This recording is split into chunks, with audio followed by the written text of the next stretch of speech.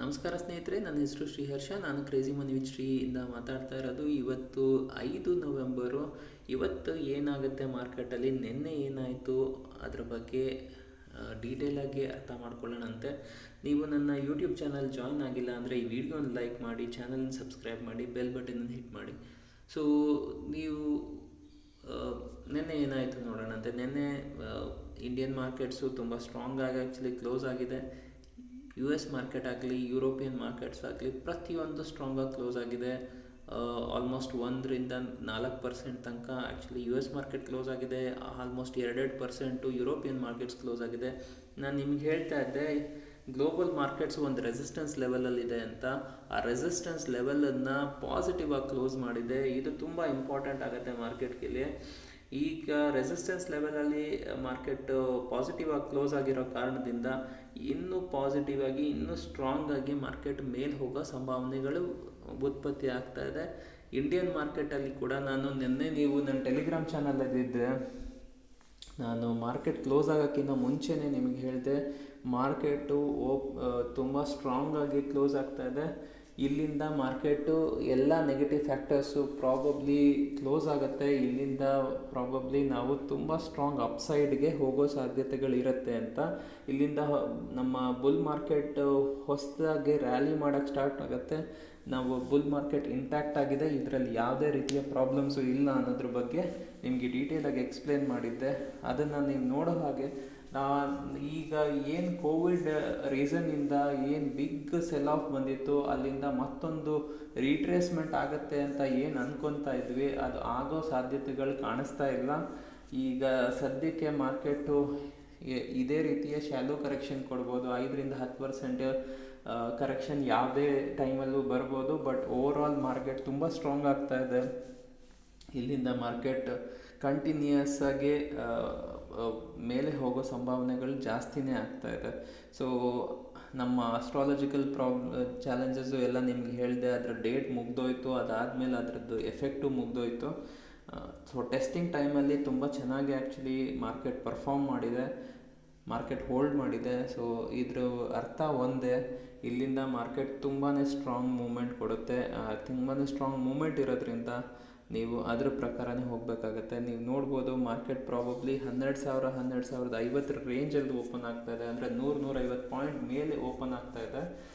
ಇಲ್ಲಿ 12,030ರಿಂದ 12,072 ರೇಂಜಲ್ಲಿ ಒಂದು ಗ್ಯಾಪ್ ರೆಸಿಸ್ಟೆನ್ಸ್ ಇದೆ. ಆ ಗ್ಯಾಪ್ ರೆಸಿಸ್ಟೆನ್ಸ್ ಇರೋ ಕಾರಣದಿಂದ ಸ್ವಲ್ಪ ರೀಟ್ರೇಸ್ಮೆಂಟ್ ಬರ್ಬೋದು. 12,000-12,020 ರೇಂಜಲ್ಲಿ ಮಾರ್ಕೆಟ್ ಒಂದು ಸಲ ರೀಟ್ರೇಸ್ಮೆಂಟ್ ಕೊಡ್ಬೋದು.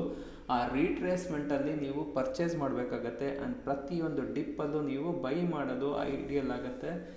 ಇಲ್ಲಿಂದ ಮಾರ್ಕೆಟ್ ತುಂಬಾ ಸ್ಟ್ರಾಂಗ್ ಅಪ್ ಮೂವ್ ಕೊಡುತ್ತೆ. ತುಂಬಾ ಸ್ಟ್ರಾಂಗ್ ಅಪ್ ಮೂವ್ ಏನು ಕೊಡ್ತಾ ಇದೆ, ಇದರಲ್ಲಿ ನೀವು ತುಂಬಾ ಜಲ್ದಿ, ಅಂದರೆ ಈ ವಾರದೊಳಗೆ ಪ್ರಾಬಬ್ಲಿ ನಾವು ನಮ್ಮ ಆಲ್ ಟೈಮ್ ಹೈನ ಟೆಸ್ಟ್ ಮಾಡ್ಬೋದು. ಇಲ್ಲ ಪ್ರಾಬಬ್ಲಿ ನಾವು ಅದಕ್ಕಿಂತ ಮೇಲೂ ಹೋಗೋ ತುಂಬ ಸಂಭಾವನೆ ಇದೆ. ಯಾಕೆಂದರೆ ಎಂಟೈರ್ ಗ್ಲೋಬಲ್ ಮಾರ್ಕೆಟ್ಸ್ ರ್ಯಾಲಿ ಮಾಡ್ತಾ ಇದೆ. ಎಲ್ಲಿವರೆಗೂ ಗ್ಲೋಬಲ್ ಮಾರ್ಕೆಟ್ಸ್ ರ್ಯಾಲಿ ಮಾಡ್ತಾ ಹೋಗುತ್ತೆ, ಅಲ್ಲಿವರೆಗೂ ಮಾರ್ಕೆಟ್ ತುಂಬಾ ಮೇಲೆ ಹೋಗ್ತಾ ಹೋಗುತ್ತೆ. ಅಲ್ಲಿಂದ ತುಂಬಾ ಸ್ಟ್ರಾಂಗ್ ಅಪ್ ಮೂವ್ ಇರುತ್ತೆ. ಆದ್ದರಿಂದ ನೀವು ಬೈ ಆನ್ ಡಿಪ್ಸ್ ರಣನೀತಿ ಇಟ್ಕೋಬೇಕಾಗತ್ತೆ. ಅದು ಮಾರ್ಕೆಟ್ ಎಲ್ಲಿವರೆಗೂ ಮೇಲೆ ಹೋಗುತ್ತೆ ಅಲ್ಲಿವರೆಗೂ ನಾವು ಮಾರ್ಕೆಟ್ ಜೊತೆಗೆ ಹೋಗಬೇಕಾಗತ್ತೆ. ಇಲ್ಲಿಂದ ನೀವು ಎಲ್ಲ ರೀತಿಯ ಸ್ಟಾಕ್ಗಳು ಮೂವ್ಮೆಂಟು ತುಂಬಾ ಚೆನ್ನಾಗಿ ಆಗೋಕ್ಕೆ ಸ್ಟಾರ್ಟ್ ಆಗುತ್ತೆ. ಸೊ ಇವತ್ತಿಂದ ನಾನು ಪೊಸಿಷನಲ್ ಟ್ರೇಡಿಂಗ್ ಐಡಿಯಾಸು ಸ್ಟಾರ್ಟ್ ಮಾಡ್ತಾ ಇದ್ದೀನಿ. ಯಾಕೆಂದರೆ ಯಾವ ನೆಗೆಟಿವ್ ಫ್ಯಾಕ್ಟರ್ಸ್ ಇತ್ತು ಅದೆಲ್ಲ ಇವಾಗ ಕಂಪ್ಲೀಟಾಗಿ ಕ್ಲೋಸ್ ಆಗಿದೆ. ಸೊ ಇಲ್ಲಿಂದ ನಾವು ಕಂಪ್ಲೀಟಾಗಿ ಹೊಸ ಬುಲ್ ಮಾರ್ಕೆಟ್ ಕಡೆಗೆ ಮೂವ್ ಆಗ್ತಾ ಇದ್ದೀವಿ. ಸೊ ಬೈ ಆನ್ ಡಿಪ್ಸ್ ರಣನೀತಿ ಇರುತ್ತೆ. ನೀವು ಪೋರ್ಟ್ಫೋಲಿಯೋ ಮಾಡೋದಾಗಲಿ ಏನು ಮಾಡೋದಾಗಲಿ ಐಡಿಯಲ್ ಆಗುತ್ತೆ. ಪ್ರತಿಯೊಂದು ಡಿಪ್ಸಲ್ಲೂ ಬೈ ಮಾಡಿ. ಇಲ್ಲಿಂದ ತುಂಬಾ ಸ್ಟ್ರಾಂಗ್ ಅಪ್ ಮೂವ್ ಬರೋದ್ರಲ್ಲಿದೆ. ಸ್ಟಾಕ್ ಸ್ಪೆಸಿಫಿಕ್ ಪ್ರೈಸಸ್ ಕರೆಕ್ಷನ್ ಆಗೋ ಚಾನ್ಸಸ್ ಇರುತ್ತೆ ಹೊರತು ಓವರಾಲ್ ಇಂಡೆಕ್ಸು ತುಂಬಾ ಸ್ಟ್ರಾಂಗ್ ಆಗಿ ಮೂವ್ ಆಗುತ್ತೆ. ಇಂಡೆಕ್ಸಲ್ಲಿ ಜಾಸ್ತಿ ಕರೆಕ್ಷನ್ ಬರೋ ಲಕ್ಷಣಗಳು ಕಾಣಿಸ್ತಾ ಇಲ್ಲ.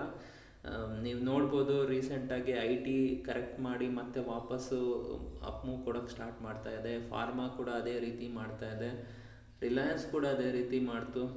ಸೊ ಅದೆಲ್ಲ ಕಾಣಿಸ್ತಾ ಇದ್ದರೆ ಮಾರ್ಕೆಟಲ್ಲಿ ಏನು ನೆಗೆಟಿವ್ ಫ್ಯಾಕ್ಟರ್ಸ್ ಇತ್ತೋ ಎಲ್ಲ ಆ್ಯಕ್ಚುಲಿ ಖಾಲಿ ಆಗ್ತಾ ಇದೆ. ಈ ಎಲ್ಲ ನೆಗೆಟಿವ್ ಫ್ಯಾಕ್ಟರ್ಸ್ ಎಲ್ಲ ಪಾಸಿಟಿವ್ ಆಗಿ ಟರ್ನ್ ಮಾಡಿದ್ರೆ ಮಾರ್ಕೆಟ್ಗೆ ತುಂಬಾ ಜಾಸ್ತಿ ಸ್ಟ್ರೆಂತ್ ಸಿಗುತ್ತೆ.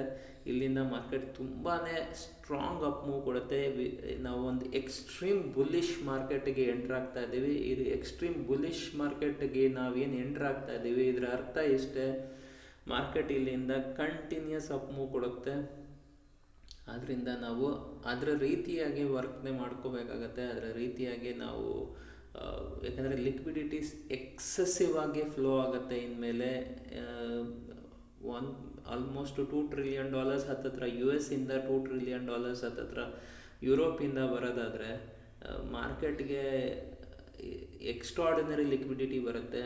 ಅಷ್ಟು ಲಿಕ್ವಿಡಿಟಿ ಬಂದರೆ ಮಾರ್ಕೆಟು ನನ್ನ ಪ್ರಕಾರ ಅಟ್ಲೀಸ್ಟ್ ಇನ್ನೊಂದು 2 ವರ್ಷ ಸಿಕ್ಕಾಬಟ್ಟೆ ಮಾರ್ಕೆಟ್ ಮೂವ್ಮೆಂಟ್ ಮೇಲಾಗುತ್ತೆ. ಆ್ಯಂಡ್ ಇಷ್ಟು ಸ್ಟ್ರಾಂಗ್ ಅಪ್ ಮೂವ್ ಮಾರ್ಕೆಟ್ ಮೇಲಾಗೋದಾದರೆ ಇಲ್ಲಿ ನೀವು ಪೋರ್ಟ್ಫೋಲಿಯೋ ಮಾಡಬೇಕು, ಇನ್ವೆಸ್ಟ್ಮೆಂಟ್ ಮಾಡೋದ್ರಿಂದ ನಿಮಗೆ ಪ್ರಾಫಿಟ್ ಆಗುತ್ತೆ. ಇಲ್ಲಿ ನೀವು ಯಾವುದೇ ರೀತಿ ಶಾರ್ಟಿಂಗ್ ಮಾಡೋದ್ರಿಂದ ಪ್ರಾಫಿಟ್ ಆಗೋ ಚಾನ್ಸಸ್ ತುಂಬಾ ಕಮ್ಮಿ. ಬೈ ಆನ್ ಡಿಪ್ಸ್ ಮಾಡ್ತಾ ಇರಿ, ಇಲ್ಲಿ ಪ್ರತಿಯೊಂದರಲ್ಲೂ ನೀವು ಪ್ರಾಫಿಟ್ ಮಾಡ್ತೀರಾ. ಓಕೆ ಸ್ನೇಹಿತರೆ, ನಿಮಗೆ ಈ ವಿಡಿಯೋ ಇಷ್ಟ ಆಗಿದ್ದರೆ ಈ ವಿಡಿಯೋನ ಲೈಕ್ ಮಾಡಿ, ಚಾನಲ್ನ ಸಬ್ಸ್ಕ್ರೈಬ್ ಮಾಡಿ, ಬೆಲ್ ಬಟನ್ ಹಿಟ್ ಮಾಡಿ, ನಿಮಗೆ ಲೇಟೆಸ್ಟ್ ನೋಟಿಫಿಕೇಷನ್ ಸಿಗುತ್ತೆ.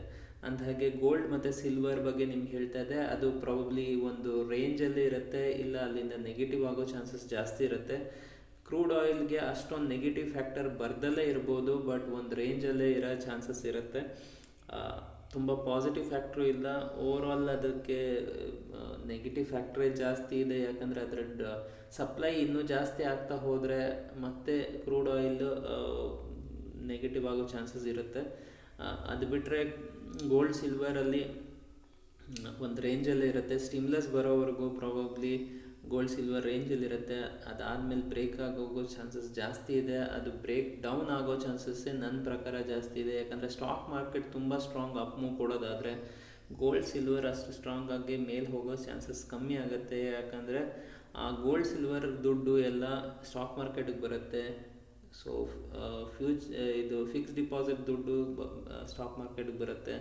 ಸೊ ಪ್ರತಿಯೊಂದು, ಯಾಕಂದರೆ ಅಷ್ಟು ರಿಟರ್ನ್ಸ್ ಏನು ಗೋಲ್ಡ್ ಸಿಲ್ವರ್ ಕೊಟ್ಟಿದೆ ಅದೇ ರೀತಿಯ ರಿಟರ್ನ್ ಕೊಡೋಕ್ಕೆ ಸಾಧ್ಯತೆಗಳು ಕಮ್ಮಿ ಆಗುತ್ತೆ. ಅದು ಫ್ಲ್ಯಾಟ್ ಅಥವಾ ನೆಗೆಟಿವ್ ರಿಟರ್ನ್ ಕೊಡೋಕ್ಕೆ ಸ್ಟಾರ್ಟ್ ಆಗುತ್ತೆ ಗೋಲ್ಡ್ ಸಿಲ್ವರಲ್ಲಿ ಅನ್ನೋದು ನನ್ನ ಅನಿಸಿಕೆ. ಯಾಕೆಂದರೆ ಅದಕ್ಕೇನು ಅಪ್ ಮೂವ್ ಇದೆ ಅದು ಆಲ್ರೆಡಿ ಬಂದಾಗಿದೆ.